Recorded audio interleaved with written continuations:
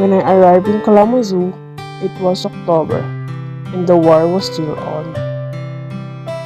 In a backyard, an old man burned leaves and twigs, while a gray-haired woman sat on the porch, her red hands quiet on her lap, watching the smoke rising above the elms, both of them thinking of the same thought perhaps, about a tall, grinning boy with blue eyes and flying hair, who went out to war.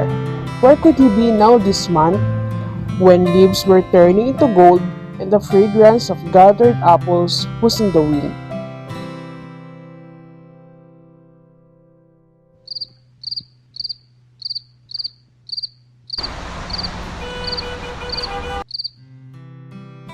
It was a cold night when I left my room at the hotel for a usual speaking engagement.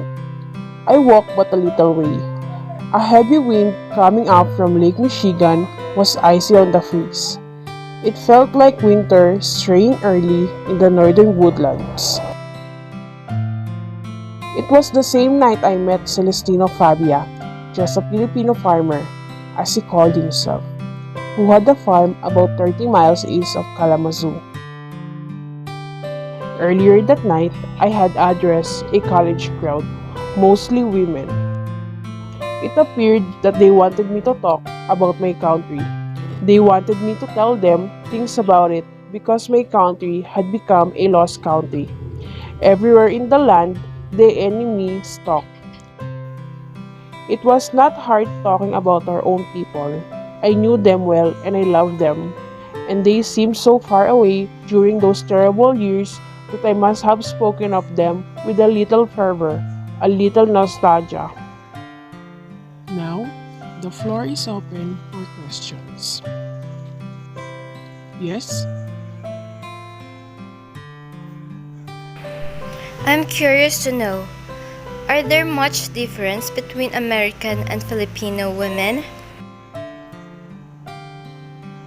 Among other things, that I did not know much about American women except that they look friendly, but differences or similarities in inner qualities such as naturally belong to the heart or to the mind, I could only speak about with vagueness. While I was trying to explain away the fact that it was not easy to make comparisons, a man rose from the rear of the hall wanting to say something. In the distance, he looked slight and old and very brown. Even before he spoke, I know that he was like me, a Filipino. I'm a Filipino. He began, loud and clear, in a voice that seemed used to wide open spaces. I'm just a Filipino farmer out in the country. I left the Philippines more than 20 years ago and have never been back. Never will perhaps. I want to find out, sir, are our Filipino women the same like they were 20 years ago? As he sat down, the hall filled with voices, hushed intrigue. I weighed my answer carefully. I did not want to tell a lie, yet I did not want to say anything that would seem insincere. But more important than these considerations, it seems to me the moment as I look towards my countryman, I must give him an answer that would not make him so unhappy. Surely, all these years, he must have held on to certain ideals, certain beliefs, even illusions peculiar to exile. First, tell me what our women were like 20 years ago. The man stood to answer. Yes, you're too young. 20 years ago, our women were nice. They were modest. They wore their hair long. They dressed proper and went for no monkey business. They were natural. They went to church regular and they were faithful. Now I knew what I was going to say. Well, I began. It will interest you to know that our women have changed, but definitely, the change, however, has been on the outside only, inside here, pointing to the heart. They are the same as they were 20 years ago, God fearing, faithful, modest, and nice.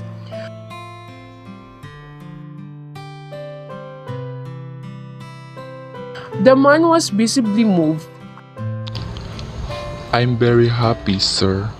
He said, in the matter of one who, having stakes on the land, have found no cause to regret one's sentimental investment. Later, as we walked outside, he gave me his name and told me of his farm 30 miles east of the city. We had stopped at the main entrance to the hotel lobby. We had not talked very much on the way. So now I asked him whether he cared to step into the lobby with me and talk. No, thank you. You are tired, and I don't want to stay out too late. Yes, you live very far. I got a car. Besides, Now he smiled. He truly smiled. All night I had been watching his face and I wondered where he was going to smile. will you do me a favor, please? I want you to have dinner with my family out in the country.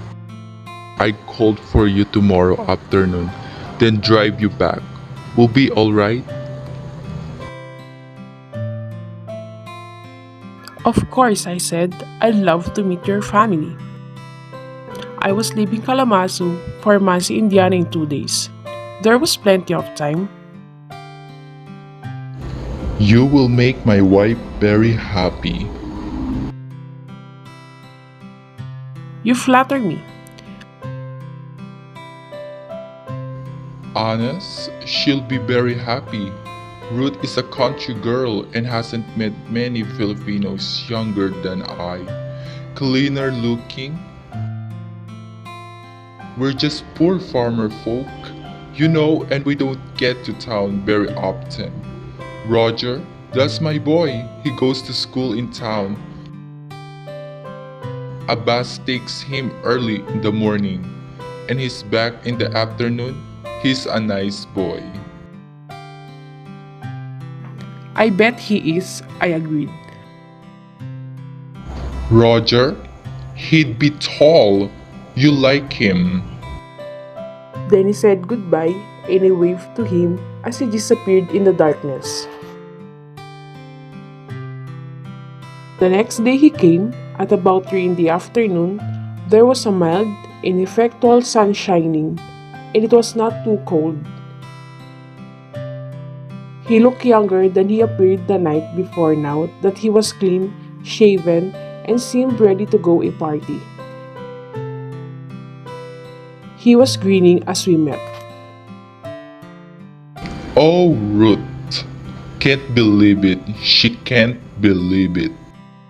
I says to her, I'm bringing you a first-class Filipino, and she says, oh, go away, quit kidding. There's no such thing as first-class Filipino. But Roger, that's my boy. He believed me immediately. What's he's like, Daddy? He asked. Oh, you will see. I says, he's first class. Like you, Daddy? No, no, no. I laugh at him. Your daddy ain't first class. But you are, Daddy, he says. So you can see what a nice boy he is. So innocent. Then Ruth starts gripping about the house. But the house is a mess. She says, true, it's a mess. It's always a mess. But you don't mind, do you? We're poor folks, you know.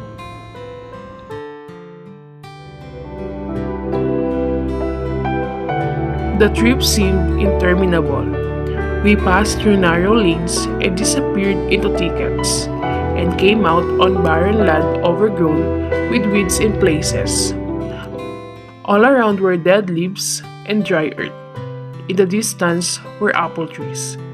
Aren't those apple trees? I asked, wanting to be sure. Yes, those are apple trees.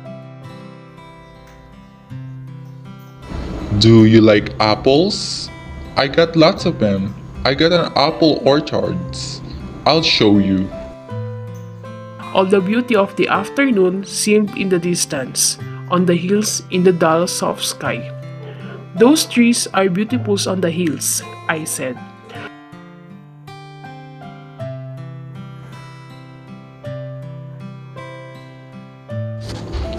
Autumn, a lovely season. The trees are getting ready to die, and they show their colors proud like. No such thing in our country, I said.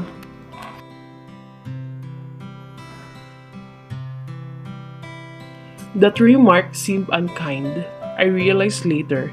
It touched him off on a long deserted tangent, but ever there perhaps.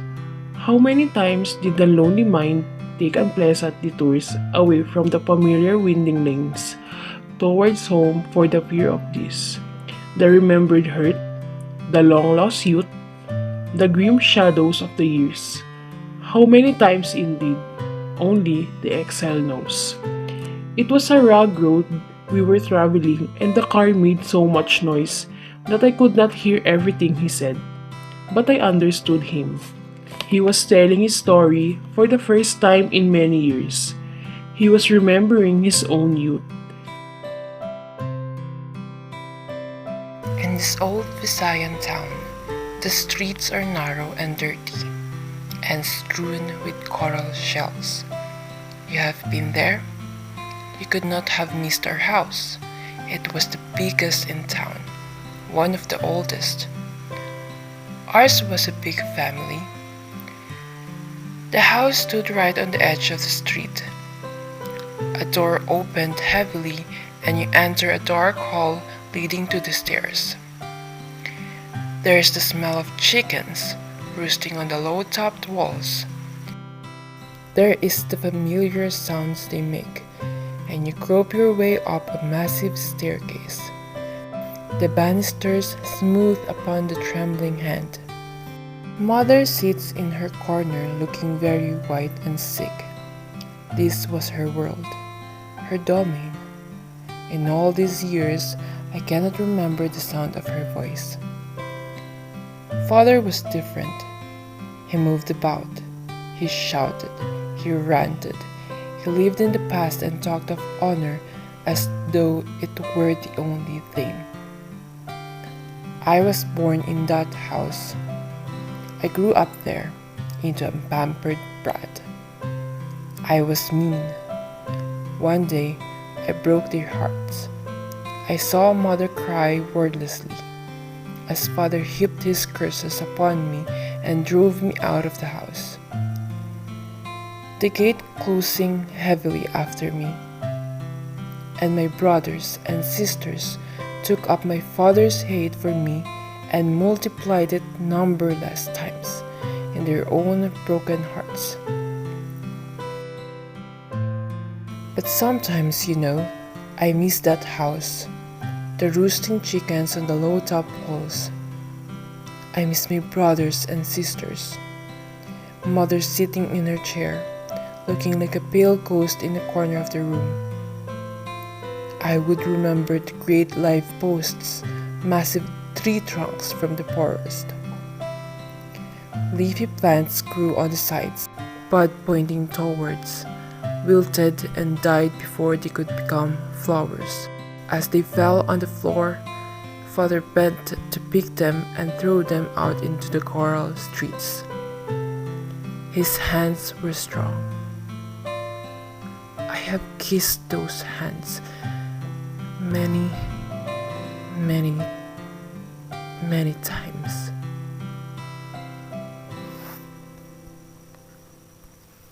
Finally, we rounded a deep curve, came upon a shanty, all but ready to crumble in a heap on the ground. Its plastered walls were rotting away. The floor was hardly a foot from the ground. I thought of the cottages of the poor-colored folk in the south, the hovels of the poor everywhere in the land. This one stood all by itself, as stopped by common consent. All the folk that used to live here had decided to stay away, despising it, ashamed of it. Even the lovely season could not color it with beauty. A dog barked loudly as we approached. A fat blondie woman stood at the door with a little boy by her side. Roger seemed newly scrubbed. He hardly took his eye off me. Ruth had a clean apron around her shapeless waist.